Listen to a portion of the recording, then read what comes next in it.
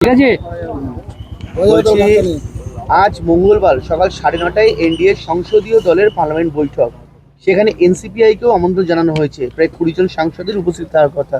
তাহলে কি শুধুমাত্র সময়ের অপেক্ষা সুদীপ কাকুলিদের? ভালো কথা। এটা মাননীয় প্রধানমন্ত্রীর যে কাজ, উন্নয়নের কাজকে যদি কেউ সাপোর্ট করে ভালোই তো। দেশের জনতা যাতে আরও লাভ পায়, ভালোভাবে উনি কাজ করতে পারেন উন্নয়নের, বাকি পার্টি যারা আছে তারাও সাপোর্ট করুক। এসএফআই এর মিছিলে মৌলালি থেকে নাকি বিজেপির কর্মী সমর্থকেরা দমকলের গাড়িতে উঠে ঢিল ছুঁড়েছে, জল ছুঁড়েছে, এরকম একটা ছবি এসএফআই এর তরফ থেকে দেওয়া হয়েছিল। পরে ফ্যাক্ট চেক করে দেখা যায় সেটা রাঁচির ছবি। এখানে এসএফআই সেটাকে ব্যবহার করে। যে ছবি দিয়েছে তাদেরকে আগে ভেতরে ঢোকানো উচিত। এই সমস্ত অ্যান্টি সোশ্যাল যারা, তারা বিভিন্ন ব্যানার নিয়ে ঘুরে বেড়াচ্ছে আর তাদেরকে নিজেদের ব্যানারের তলায় নিয়ে আসছে, এ সমস্ত কটাকে ঢোকানো উচিত। আর আমাদের সরকার ঢোকাবেও, সব ভিডিও আছে। দাদা, আজকে সংঘ পরিবার পথে নামছে, ছাত্র শিক্ষক অধ্যাপক শিক্ষাকর্মীরাই মহামিছিলে থাকছেন। মূলত যেভাবে গুন্ডামি চলেছে সেই প্রতিবাদে তারা আজকে রাস্তায় নামছে, যে কিভাবে দিল্লি থেকে গোটা দেশ জুড়ে চলছে এই ধরনের গুন্ডামি বা অন্যান্য বিষয়।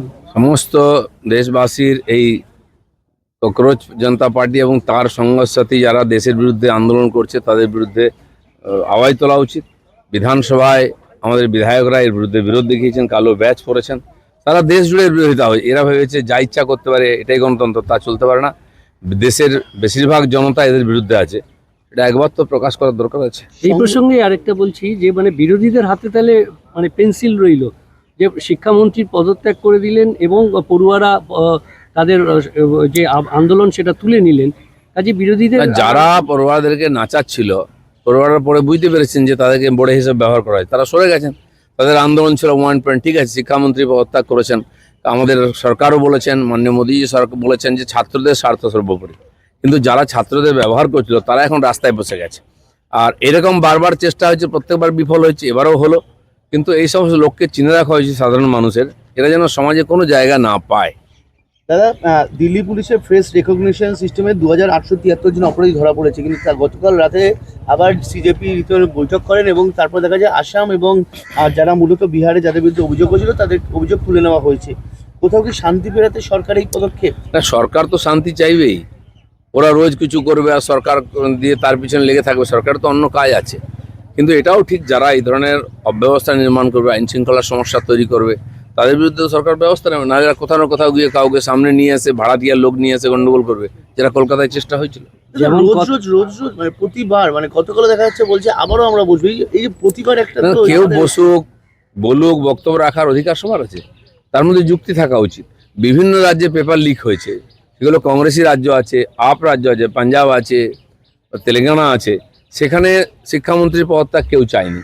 আর যাদের সরকার তারা এখানে শিক্ষামন্ত্রীর পদত্যাগ চাইছে, তার মানে বোঝাই যাচ্ছে এর পিছনে একটা কিছু উদ্দেশ্য আছে। যেমন কথা তেমন কাজ। রাজ্য সরকার কাটমানি সিন্ডিকেট সংক্রান্ত যে সমস্ত কার্যকলাপ, বেআইনি রাস্তায় কর টোল, এর বিরুদ্ধে টোল ফ্রি হেল্পলাইন সেটা নবান্নে আজ চালু হতে চলেছে। কি বলবেন? সাধারণ মানুষ যে কোনো জায়গায় সমস্যায় ভুগলে সবসময় পুলিশ কমপ্লেন নেয় না। তো সেই জন্য সরকারের কাছে ইনফরমেশন আসা উচিত যে কোথায় কি সমস্যা চলছে, নাহলে সমাধান কী করে করবো। এই ধরনের সব ধরনের এই ধরনের টোল ফ্রি নম্বর বিভিন্ন ডিপার্টমেন্ট থেকে আসছে। আমাদের পঞ্চায়েতেও আছে। আমরা নতুন নম্বর জারি করছি, পঞ্চায়েতে কাজ না হলে সেটা মানুষ জানাবেন সমস্যায় পড়লেন। আর এভাবে সাধারণ মানুষের জীবনযাত্রাতে কোনো রকম বাধা যাতে না আসে, সরকার সব চেষ্টা করছে। আয়ুষ্মানের যারা অন্তর্ভুক্ত নয় তাদের জন্য 5 লক্ষ টাকার পারিবারিক স্বাস্থ্য বীমা চালু করলো রাজ্য সরকার। এটা গরিব মানুষরা তো কতটা উপকৃত হয় বলে মনে করছেন? সরকার ভেবেচিন্তেই করছে সব। অনেকে হয়তো তার আওতায় আসছেন না বা তাদের নাম আসেনি, সেসব লোককে আগে তো স্বাস্থ্যসাথী ছিলই, কিন্তু কার্ডটাই ছিল, কাজ হতো না কিছু। বহু হসপিটালের ট্যাক্স বাকি, তারা গেলেই বলতো বিল বাকি, আমরা ভর্তি নেবো না। তো আমরা দুটোই, যেটা আগেও বলেছিলাম আমরা, যে দুটোই দিক। কেন্দ্র সরকার দিচ্ছে, নেবো না কেন? আমরা সাধারণ মানুষের জন্য দিচ্ছে, সাধারণ মানুষের টাকায় সমস্ত প্রকল্পের লাভ আমরা সেটাও নিয়েছি। বাকি যারা বঞ্চিত হবেন, রাজ্য সরকার তাদের সঙ্গে আছে, তাদেরকে সব রকম সহায়তা আমরা করব। এবার জাল সার্টিফিকেট দেওয়ার অভিযোগ অভিষেক বন্দ্যোপাধ্যায়ের বিরুদ্ধে। জাল ডাক্তারি সার্টিফিকেট বিদেশ যাত্রার জন্য দিয়েছেন।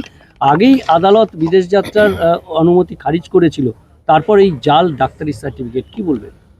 এই যে কোনোভাবে বাঁচার চেষ্টা হচ্ছে অপরাধ থেকে, এবং তাতে যারা সহযোগিতা করছেন ডাক্তারের মতো লোকেরা, তাদেরও সাবধান থাকা উচিত। কেন এই চক্রান্তের মধ্যে তারা পা দিচ্ছেন? কেউ হয়তো ভয়ে বা বিশেষ পরিস্থিতিতে দিয়েছেন, কিন্তু অন্যায় করলে তো সাজা পেতে হবে, ইনকোয়ারি হবে সব। দাদা, জীবনতলাতে বিজেপি কর্মীকে কোপানোর অভিযোগ ভালো আসছে এবং গুলি চালানোর অভিযোগ তৃণমূলের বিরুদ্ধে আশঙ্কাজনক অবস্থায় ভর্তি মানে নতুন করে মাথাচাড়া দিচ্ছে কাদের উস্কানিতে? ভাঙড় এলাকা, জীবনতলা সবসময় উপদ্রুত এলাকা, বিশেষ করে ওখানে সংখ্যালঘু যারা হিন্দুরা তারা খুব ভয়ের মধ্যে থাকেন। অনেক ঘটনা হয়েছে, সেগুলো তদন্ত হচ্ছে, সাজাও হবে, কিন্তু এখনো পর্যন্ত ওখানে অপরাধীদের যে দবদবা, তারা রাজনৈতিক শেল্টারে থাকে, তারা এখনো এই ধরনের কাজ করে যাচ্ছে। ধীরে ধীরে সরকার সব ব্যবস্থা নেবে এবং পরিবর্তন করবে। চলুন। পরীক্ষা বিল নিয়ে আজ ফের উত্তপ্ত হতে পারে সংসদ, আজ বিল নিয়ে আলোচনার সম্ভাবনা। দেখুন, সরকার এই সমস্যার সমাধানের জন্য বিল নিয়ে এসেছে। যারা লাফাচ্ছিলেন তাদের এই বিলকে সাপোর্ট করে আইন পাস করানো উচিত। তারা আইনও করতে দেবেন না, নিজেরা লিকও করাবেন, সরকারকে বদনাম করাবেন, এটা চলতে পারে না। সরকার করবে, 370 ধারা বাতিল করে দিচ্ছে এটাকে। একটা লাস্ট কোশ্চেন হলো, সুদীপ বন্দ্যোপাধ্যায় মুখ্যমন্ত্রীর সঙ্গে বৈঠক করেছেন, তা নিয়ে কালীঘাট মন্ত্রী তৃণমূল নেতারা আসলে নেমে পড়েছেন, বলছে কোথাও নিজেদের সেটিং করার চেষ্টা করছে বিরোধীরা ছেড়ে। দেখুন, টিএমসির মধ্যে কে কার সঙ্গে মিটিং করলো, কি করছে, এটা নিয়ে আমাদের মাথা ব্যথা নেই। ভাই, 3 দিন বলো, ফটাফট বলো, বৃষ্টি এসে